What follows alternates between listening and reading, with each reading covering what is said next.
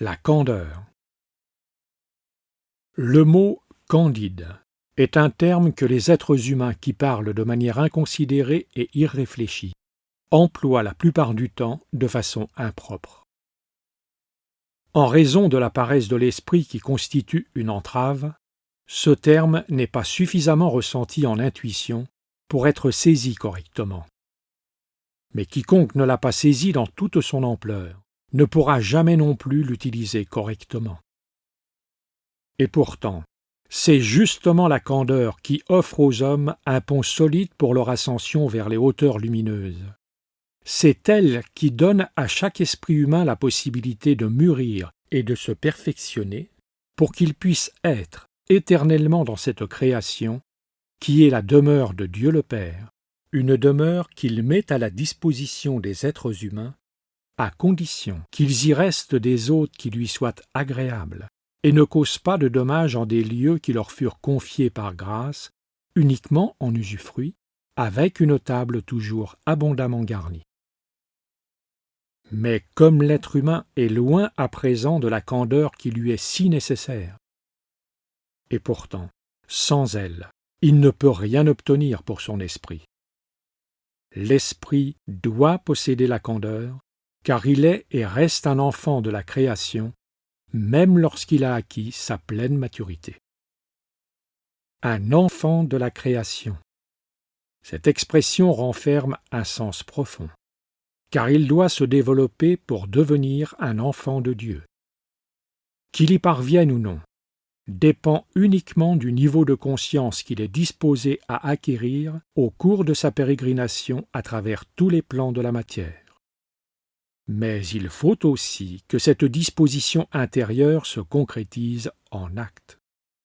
Sur les plans spirituels, la volonté est en même temps acte. Volonté et acte y sont toujours un. Cependant, il n'en est ainsi que sur les plans spirituels et non sur ceux de la matière. Plus un plan appartenant au monde matériel est dense et lourd, plus l'acte est éloigné de la volonté. Que la densité agisse comme une entrave, on le constate déjà pour le son qui, en se propageant, doit se frayer un passage à travers la matière qui l'entrave plus ou moins, selon sa densité. Ce phénomène est déjà aisément reconnaissable sur de courtes distances. Lorsque quelqu'un fend du bois ou qu'il enfonce des clous dans des poutres lors d'une construction quelconque, on voit certes distinctement le point d'impact de l'outil, mais le son ne se fait entendre que quelques secondes plus tard. C'est tellement frappant que chacun en a sans doute déjà fait l'expérience à un moment ou à un autre. Pour l'être humain de la Terre, il en va de même de la volonté à l'acte, mais de façon encore beaucoup plus pesante. La volonté jaillit dans l'esprit, et dans l'esprit, elle est immédiatement acte. Cependant, pour rendre la volonté visible dans la matière dense, l'esprit a en plus besoin du corps de matière dense. Ce n'est que lors d'un acte impulsif que le corps réagit dès les premières secondes qui suivent le jaillissement de la volonté. Dans ce cas, le laborieux travail du cerveau, qui doit normalement transmettre le cheminement de la volonté jusqu'à ce que cette dernière influence l'activité du corps, se trouve éliminé. La voie habituelle prend un laps de temps un peu plus long. Parfois, l'acte n'est qu'ébauché ou bien il ne se produit pas, parce que, sur ce chemin plus long, le vouloir se trouve affaibli ou complètement bloqué sous l'effet des cogitations de l'intellect. À ce propos, je voudrais donner une indication qui, à vrai dire, n'a pas sa place ici, et se rapporte aux effets de la loi de l'attraction des genres identiques, des effets que l'on ne remarque pas et qui sont pourtant nettement visibles dans les actions humaines. Les lois humaines et terrestres sont élaborées par l'intellect terrestre et sont également mises en œuvre avec ce dernier.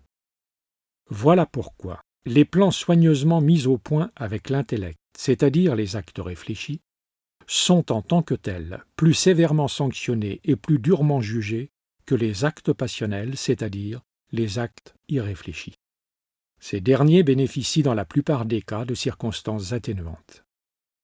En réalité, ceci est en rapport avec un fait qui est imperceptible aux êtres humains, à savoir que, sous la contrainte de la loi de la création, la manière d'agir de tous ceux qui se soumettent inconditionnellement à l'intellect sera forcément de ce même genre intellectuel.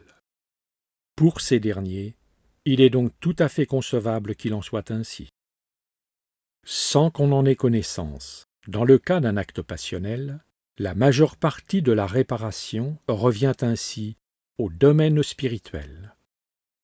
Législateurs et juges ne s'en doutent nullement, puisqu'ils partent de principes tout autres et purement intellectuels. Toutefois, si l'on réfléchit plus profondément, et si l'on connaît les lois qui régissent la création, tout cela se montre sous un jour entièrement différent. En outre, lors d'autres sentences et jugements terrestres, les vivantes lois de Dieu agissent aussi dans la création de manière totalement indépendante, sans être influencées par les lois et les notions humaines et terrestres.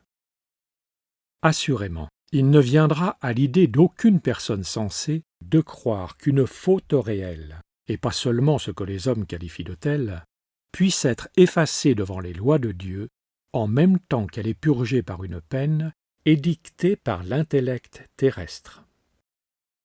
Depuis des millénaires, ce sont là deux mondes pratiquement séparés en raison des actes et des pensées des êtres humains, alors qu'ils ne devraient former qu'un seul monde, uniquement régi par les lois de Dieu.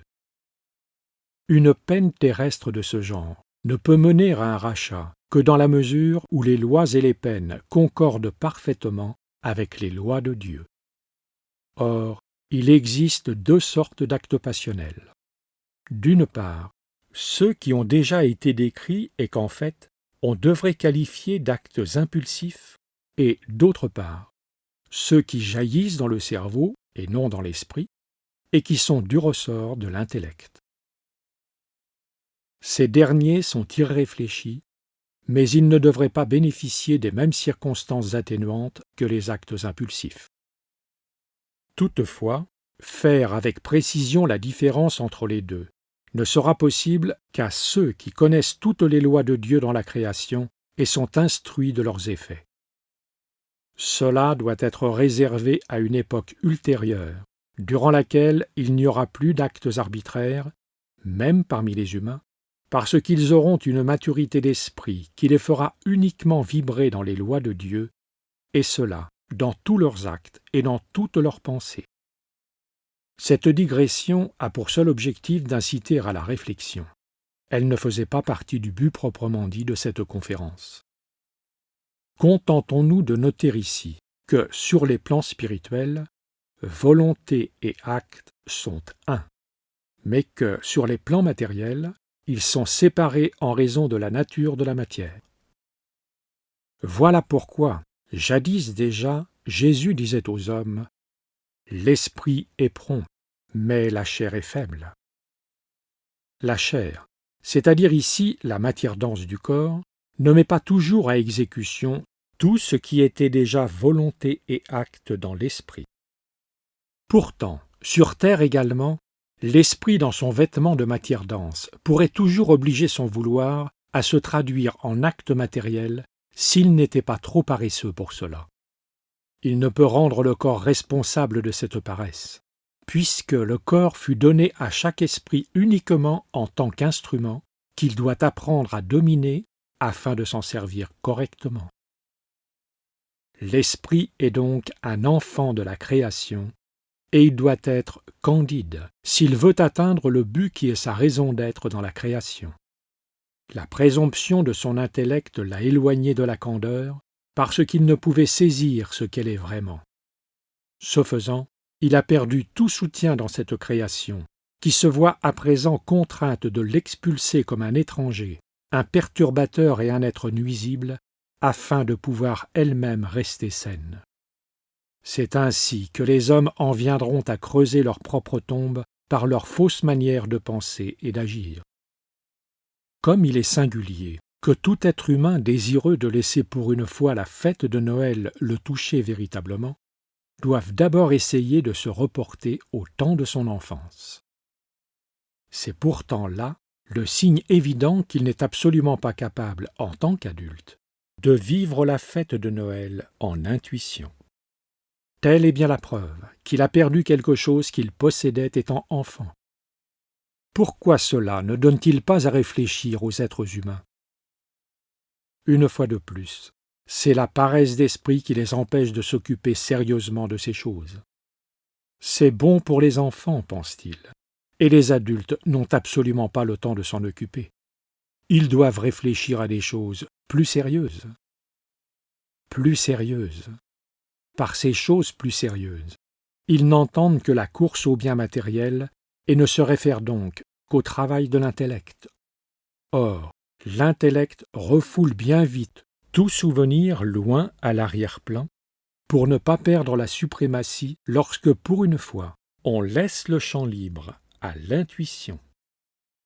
Dans tous ces faits, tellement insignifiants en apparence, il serait possible de reconnaître les choses les plus grandes, à condition que l'intellect en laisse le temps. Mais il est le plus fort, et il lutte avec ruse et perfidie pour le rester. En réalité, ce n'est pas lui qui lutte, mais ce qui se sert de lui en tant qu'instrument et se dissimule derrière lui, les ténèbres. Les ténèbres ne veulent pas que l'on trouve la lumière dans les souvenirs. Et vous reconnaîtrez combien l'esprit aspire à trouver la lumière pour puiser en elle une force nouvelle, au fait que les souvenirs des Noëls de l'enfance éveillent une nostalgie diffuse et presque douloureuse, capable d'attendrir passagèrement bien des êtres humains. Pareil attendrissement pourrait fournir le terrain le plus favorable au réveil, s'il était mis à profit immédiatement avec toute la force dont on dispose. Malheureusement, les adultes ne font en l'occurrence que s'adonner à des rêveries, si bien que la force naissante s'en trouve gaspillée et perdue. Et avec ces rêveries, l'occasion de se réveiller passe, sans pouvoir porter profit ou sans avoir été utilisée. Même si plus d'un laisse en de tels instants couler quelques larmes, il en a honte et cherche à les dissimuler, puis, en un sursaut, il se ressaisit, ce qui révèle bien souvent une bravade inconsciente. Quel riche enseignement les êtres humains pourraient tirer de tout cela! Ce n'est pas sans raison qu'une légère mélancolie se mêle aux souvenirs d'enfance. C'est là le sentiment inconscient que quelque chose a été perdu, quelque chose qui a laissé un vide, l'incapacité à ressentir encore les choses avec candeur. Vous avez sans doute souvent remarqué la merveilleuse impression de fraîcheur que donne, par sa seule présence silencieuse, toute personne dans les yeux de laquelle brille parfois une lueur candide. L'adulte ne doit pas oublier qu'être candide n'est pas être puéril. Mais vous ne savez pas comment la candeur peut produire un tel effet, ni ce qu'elle est vraiment, ni pourquoi Jésus disait « Devenez comme les enfants ». Pour approfondir la notion de candeur, il faut d'abord que vous compreniez que la candeur n'est aucunement liée à l'enfant en tant que tel. Vous-même, vous connaissez certainement des enfants auxquels la belle et vraie candeur fait défaut. Il y a donc des enfants dépourvus de candeur. Un enfant méchant ne donnera jamais une impression de candeur, pas plus qu'un enfant mal élevé, qui, en fait, n'a reçu aucune éducation. Il en ressort clairement que la candeur et l'enfant sont deux choses indépendantes l'une de l'autre. Ce que l'on nomme candeur sur cette terre est une ramification de l'action exercée par la pureté. La pureté dans un sens plus élevé et pas seulement dans le sens terrestre et humain. Celui qui vit dans le rayon de la pureté divine, celui qui fait place en lui au rayon de la pureté, celui-là a par là même acquis la candeur, qu'il en soit encore au stade de l'enfance ou qu'il soit déjà adulte. La candeur est le fruit de la pureté intérieure. Elle est le signe qu'un tel être humain s'est voué à la pureté, qu'il la sert. Ce ne sont là que différentes façons de s'exprimer, mais il s'agit en réalité d'une seule et même chose. Donc, seul un enfant qui est pur intérieurement peut donner une impression de candeur, de même qu'un adulte qui cultive en lui la pureté. Voilà pourquoi sa présence est rafraîchissante et vivifiante, et il éveille aussi la confiance. Et là où est la vraie pureté, l'amour véritable peut lui aussi faire son entrée, car l'amour de Dieu œuvre dans le rayon de la pureté. Le rayon de la pureté est la voie qu'il emprunte. Il ne saurait en prendre une autre. Celui qui n'a pas accueilli en lui le rayon de la pureté ne pourra en aucun cas être touché par le rayon de l'amour de Dieu. Mais l'être humain s'est privé de la candeur en se détournant de la lumière par une façon de penser intellectuelle et unilatérale à laquelle il sacrifia tout ce qui aurait pu l'élever. Il s'est ainsi forgé 1000 chaînes qui le lient solidement à cette terre et donc à la matière dense qui le maintient sous son emprise, jusqu'à ce qu'il s'en libère lui-même. Toutefois, cela ne saurait lui être donné par la mort terrestre, mais uniquement par le réveil spirituel.